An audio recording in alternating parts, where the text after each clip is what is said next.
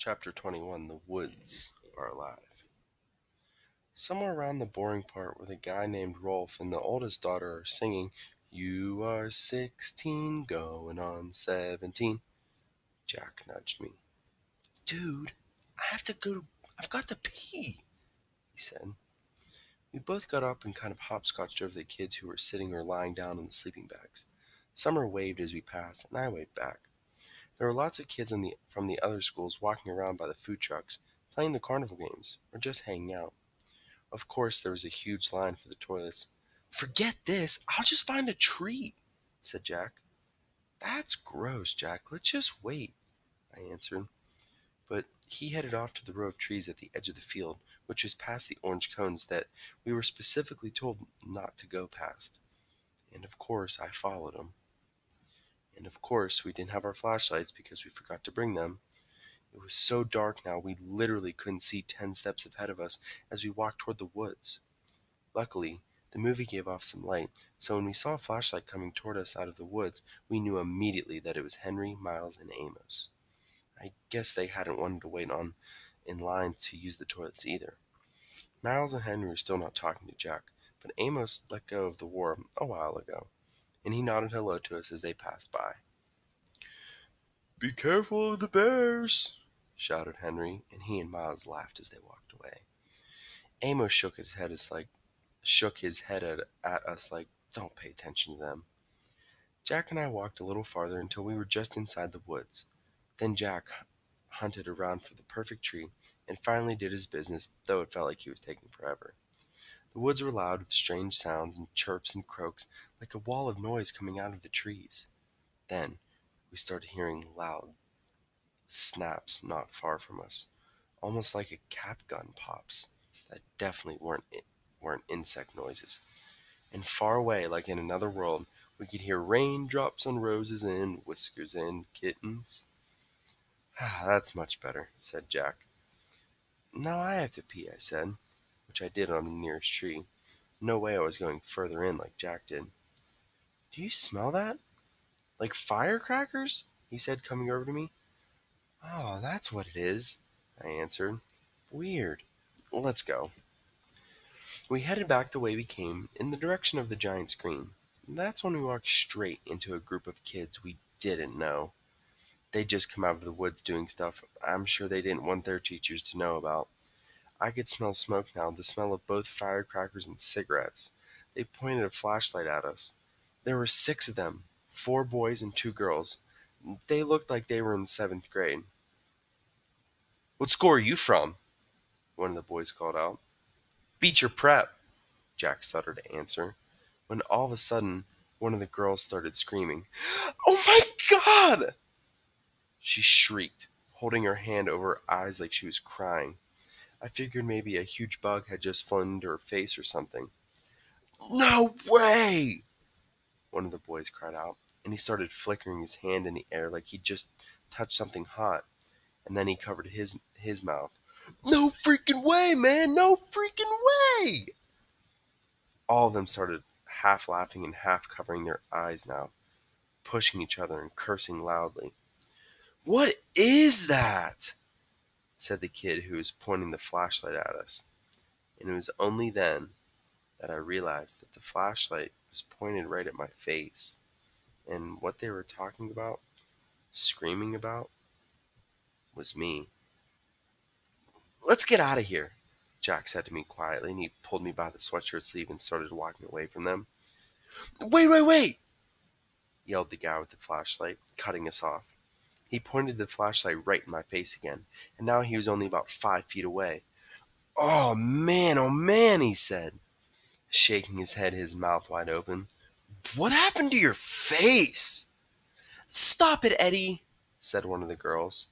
"I didn't know we were watching Lord of the Rings tonight," he said. "Look, guys, it's Gollum." This made his friends hysterical. Again, we tried to walk away from them, and again, the kid named Eddie cut us off. He was at least a head taller than Jack, who was about a head taller than me, so the guy looked huge to me. "No, man, it's an alien," said one of the other kids. No, man, it's an orc," laughed Eddie, pointing the flashlight in my face again. This time, he was right in front of us. "Leave him alone, okay?" said Jack, pushing the hand holding the flashlight away. "Make me," answered Eddie, pointing the flashlight in Jack's face now. "What's your problem, dude?" said Jack. "Your boyfriend's my problem." "Jack, let's just go," I said, pulling him by the arm. "Oh man, it talks!" screamed Eddie, shining the flashlight in my face again. Then one of the other guys threw a firecracker at our feet. Jack tried to push past Eddie, but Eddie shoved his hands into Jack's shoulders and pushed him hard, which made Jack fall backward. "Eddie!" screamed one of the girls. "Look," I said, stepping in front of Jack and holding my hands up in the air like a traffic cop. "We're a lot smaller than you guys." "Are you talking to me, Freddy Krueger? I don't think you want to mess with me, you ugly freak," said Eddie. And this was the point where I knew I should run away as fast as I could. But Jack was still on the ground, and I wasn't about to leave him. "Yo, dude!" said a new voice behind us.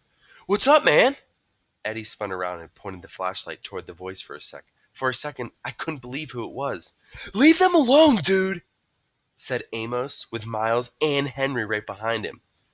"Says who?" said one of the guys with Eddie. "Just leave him alone, dude," Amos repeated calmly. "Are you a freak too?" said Eddie. "They're all a bunch of freaks," said one of his friends. Amos didn't answer them, but looked at us. "Come on, guys, let's go. Mr. Tushman's waiting for us." I knew that was a lie, but I helped Jack get up, and we started walking over to Amos. Then, out of the blue, the Eddie guy grabbed my hood as I passed by him, yanking it really hard, so I was pulled backward and fell flat on my back. It was a hard fall, and I hurt my elbow pretty bad on a rock. I couldn't really see what happened after, except that Amos rammed the Eddie guy like a monster truck, and they both fell down to the ground next to me. Everything got really crazy after that. Someone pulled me by my sleeve and yelled, "Run, run!" And someone else screamed, "Get him, get him!" At the same time, and for a few seconds, I actually had two people pulling the sleeves of my sweatshirts in opposite directions. I heard them both cursing until my sweatshirt ripped, and the first guy yanked me by my arm and started pulling me behind him as we ran, which I did as fast as I could. I could hear footsteps just behind us chasing us, and voices shouting and girls screaming, but it was so dark I didn't know whose voices they were. Only that everything felt like we were underwater. We were running like crazy, and it was pitch black. And whenever I started to slow down, the guy pulling me by my arm would yell, "Don't stop, don't stop!" Finally, what seemed like a forever running, someone yelled, "I think we lost him. Amos?" "I'm right here," said Amos' voice from a few feet behind us. "We can stop," Miles yelled from farther up. "Jack!" I yelled. "Whoa," said Jack. "I'm here. I can't see a thing." "Are you sure we lost him?" Henry asked, letting go of my arm. That's when I realized that he'd been the one who was pulling me as we ran. "Yeah, shh, listen." We all got super quiet, listening for footsteps in the dark. All we could hear were the crickets and frogs and our own crazy panting.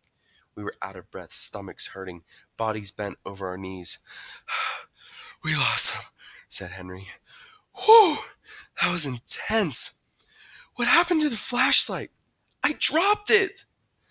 "How did you guys know?" said Jack. "We saw them before. They looked like jerks." "We just rammed into them." "You just rammed into them," I said to Amos. "I know, right?" laughed Amos.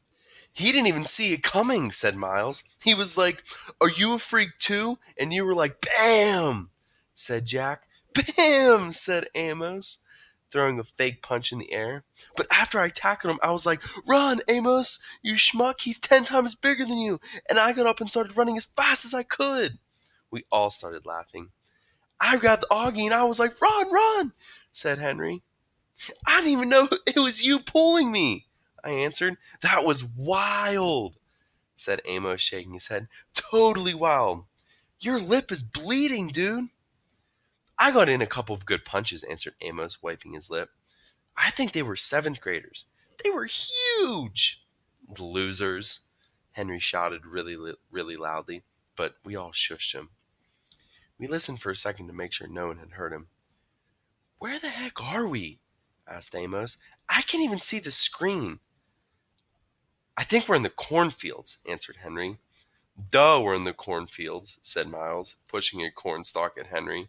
"Okay, I know exactly where we are," said Amos. "We have to go back in this direction. That'll take us to the other side of the field." "Yo, dudes!" Jack, hand high in the air. "That was really cool of you guys to come back for us. Really cool. Thanks." "No problem," answered Amos, high-fiving Jack. And then Miles and Henry high-fived him, too.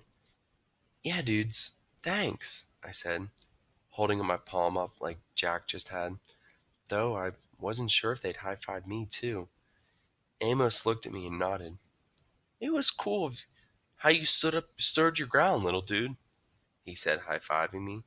"Yeah, Augie," said Miles, high-fiving me, too. "You were like, we're littler than you guys." I didn't know what else to say, I laughed.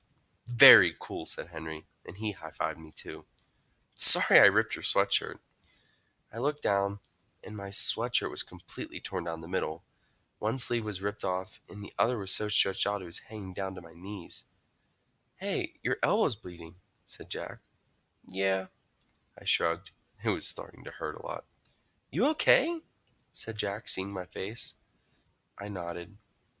Suddenly, I felt like crying, and I was trying really hard not to do that. "Wait, your hearing aids are gone," said Jack. "What?" I yelled, touching my ears. The hearing aid band was definitely gone. That's why I felt like I was underwater. "Oh no," I said. And that's when I couldn't hold it in anymore. Everything just happened kind of hit me, and I couldn't help it. I started to cry, like big crying, what Mom would call the waterworks. I was so embarrassed I hid my face in my arm, but I couldn't stop the tears from coming. The guys were really nice to me, though. They patted me on the back. "You're okay, dude. It's okay," they said. "You're one little brave dude, you know that?" said Amos, putting his arm around my shoulders. And when I kept on crying, he put both his arms around me like my dad would have done and let me cry.